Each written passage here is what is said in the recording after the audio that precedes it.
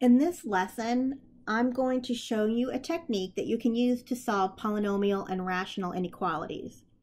I'm going to break this up into a couple of separate videos so that you don't have to watch it all at once. This first video, we're going to discuss the technique for solving a polynomial inequality. And in order to do that, you need to find two things. We need to find the x-intercepts, and we need to find values that are undefined.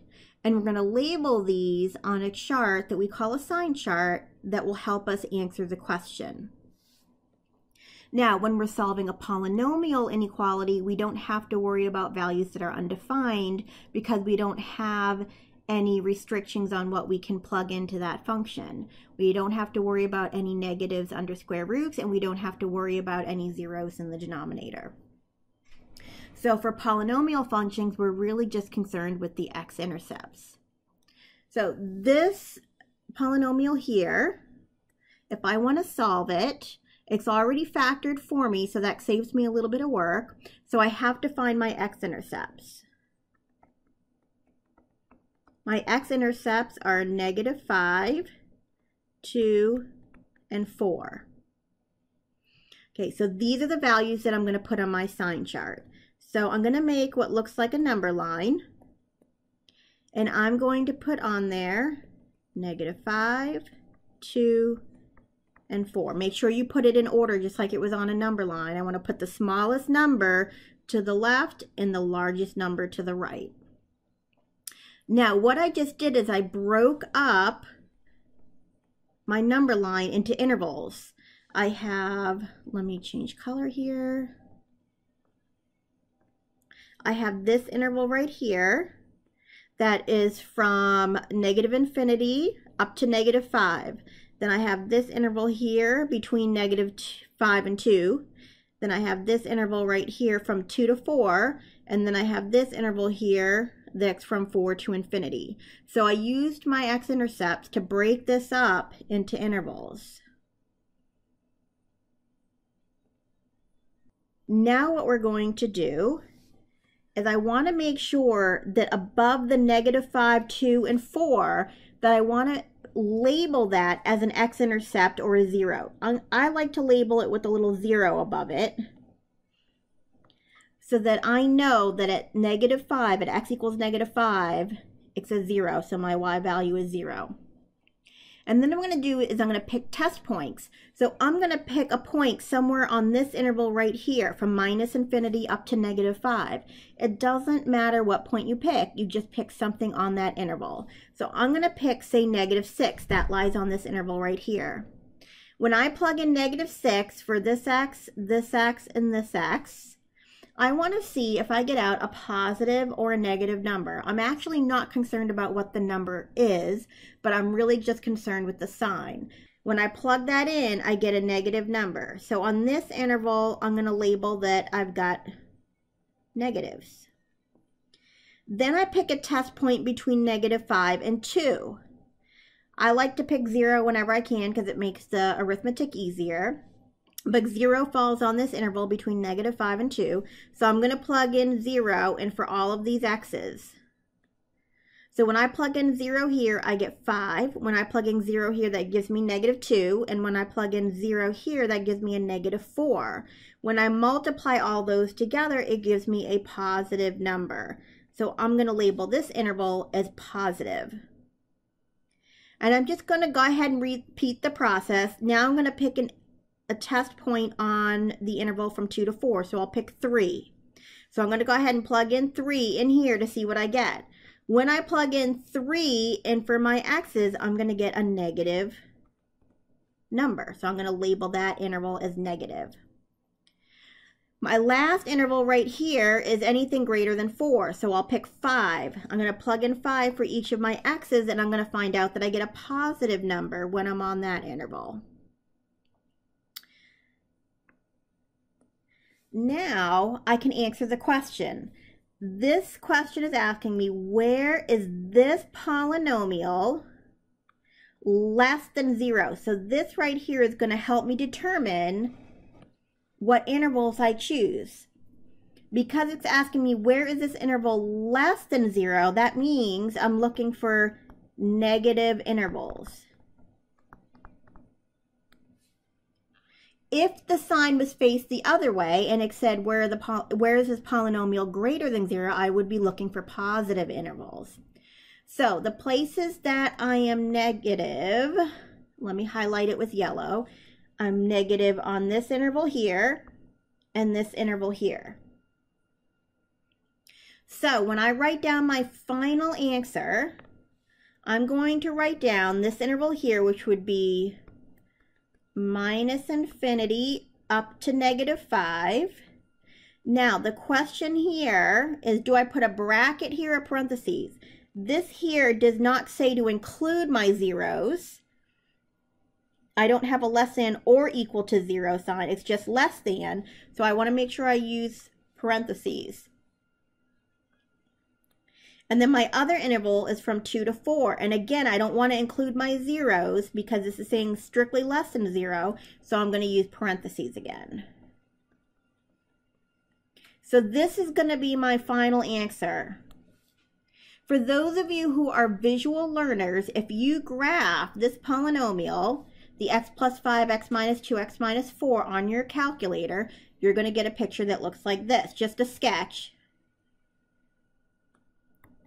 Where this right here, it crosses at my 0 and -5, right? We said our x-intercepts are -5, 2, and 4. So this would be at 2, and this would be at 4. The places that are negative, that represents on the graph the places that my y values are negative, which means where it drops below the x-axis. So those places where it drops below the x-axis are right here and right here. And we said that was from -infinity up to 5. So this interval right here represents this interval. And then we also said it drops below 0 and it's negative between 2 and 4. So this interval right here represents between the interval from 2 to 4. So my final answer is this right here, but you can graphically check it by graphing it on your calculator and seeing where it drops below the x-axis. If the question said where the greater than 0, then I would be looking at these intervals here, where it's above the x-axis. This is where my intervals would be positive, and these are where my intervals are negative, where it drops below the x-axis. Okay, the next example, same thing. We're going to go through the same process, only this time I'm not going to go into as much detail as I did the first time. I want to solve this inequality right here. I want to find x squared plus 9x plus 18 is greater than 0. What values of x makes that work? So the first thing I need to do is find my x-intercepts. Because this is a polynomial, I do not need to worry about finding places that are undefined. So if I have x squared plus 9x plus 18 is greater than 0, I'm going to factor this to find my zeros. So that's going to be, if I factor that, x plus 6, x plus 3. So my x-intercepts are going to be -6 and -3. So that's what I'm going to put on my number line. What's going to break it up into my intervals. I have -6 and I have -3. So my intervals are going to be from -infinity up to -6. Then I have an interval from -6 to -3, and then I have an interval from -3 to positive infinity. So I have 3 intervals to check. Now I know that these are my zeros, where it crosses the x-axis. My value of y is 0 there. And this question here is asking, where is this quadratic greater than 0? So I need to keep that in mind when I'm going through and I'm making my sign chart. I want to make sure I pick values that are, or intervals that are positive. So I'm going to pick test points. So I'm going to pick something on this interval right here. So something less than -6 would be -7. If I plug that in, it doesn't matter if I plug it in here or here. It's the same thing, factored form or general form. you just plug it in to see if you get out a positive or a negative number. If I plug in, say, -7 or some test point on this interval, you're going to find that you're going to get a positive value on that interval. Then if I pick a test point between -6 and -3, say -4, if I use -4 as my test point, I plug it into one of these two equations, and I find that I get a negative number. On my last interval, I'm going to plug in something greater than -3, let's say 0. When I plug that in, I'm going to get a positive number. Okay, so the question is asking, where is this polynomial greater than 0? So I want to pick intervals that are positive. So that's this interval here and this interval here. So when I write down my final answer, it's going to be -infinity up to -6 union -3 to positive infinity. Those are my two intervals. And because it doesn't say that I want to include the zeros, I am sure to put parentheses. Now, if I look at the graph of this thing, if I want to visually check it, I have two zeros at -6 and -3. And if I graph this on my calculator, just a rough sketch, I'm going to get a smiley-shaped parabola that passes through on the x-axis -6 and -3. If I look to see where it's positive and where it's above the x-axis, it's on this interval here and this interval here. It's going to be negative on the interval between -6 and 3 because that's where it drops below the x-axis. That's where it's negative. So it's negative here and positive here above the x-axis. So this is where it's positive, so this is what I'm going to write down for my final answer. Okay, last example.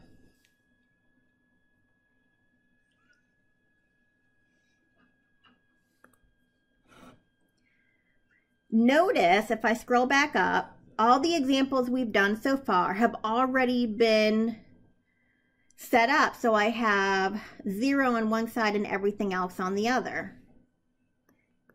I have 0 here, everything else on the other side.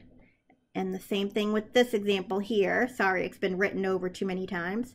This example right here, I have 0 on one side, everything else on the other side. And that's why the sign chart works, is because I'm looking to see where it is on each side of 0. Is it negative or positive? So when you approach something that's not already set up, you have to make sure that you have 0 on one side and everything else on the other. So before we even attempt this problem, I have to make sure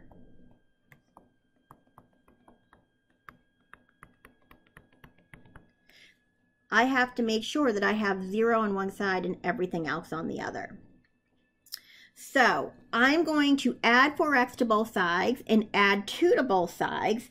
And when I do that, this is what I'm going to get.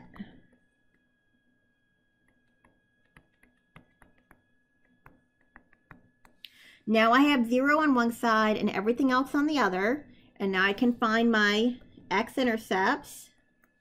So my x-intercepts, if I factor this, I'm going to get x minus 5 and x plus 3.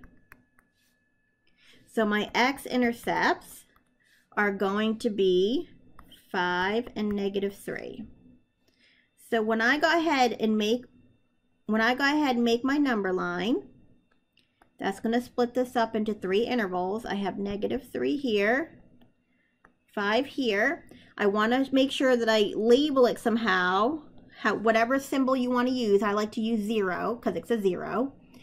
I want to label that it's a 0.